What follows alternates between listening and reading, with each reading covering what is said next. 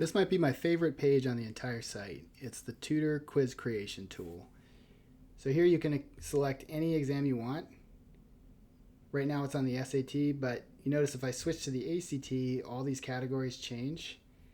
And I can also adjust the level of difficulty. So 12 to 15 would be pretty easy on the ACT, but I could go all the way up to 36. And you can do that for the other tests too, not just the SAT, but also ISEE, all the way down to ISEE lower level for 4th and 5th grade students.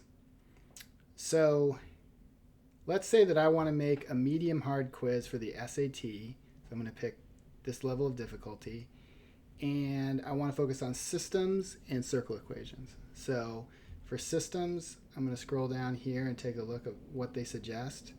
Let's say I didn't want this question for some reason. I could just hit the trash can.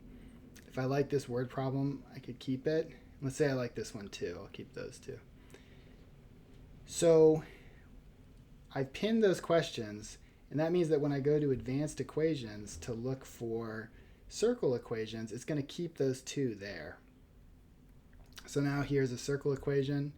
And let's say I want another harder circle equation. So I'm going to change the difficulty level here.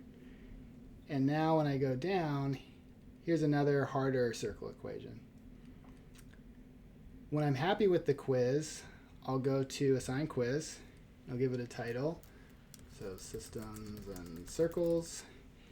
And then I can assign it to all of my students or one of my students, whatever I want to do. So in this case, let's say we're going to assign it to Gertrude. Then I assign the quiz. Now I'm going to show you what it looks like on the student side. So here is Gertrude's account. And if you scroll down a little bit, you'll see that the quiz we just made is right here. And it's got all the questions that we saw. And once she's done answering her questions, I'll be able to see them back over in my account just like I can for all the other quizzes. So let me show you what that looks like. So here I'm back in my account, and then I click on Gertrude.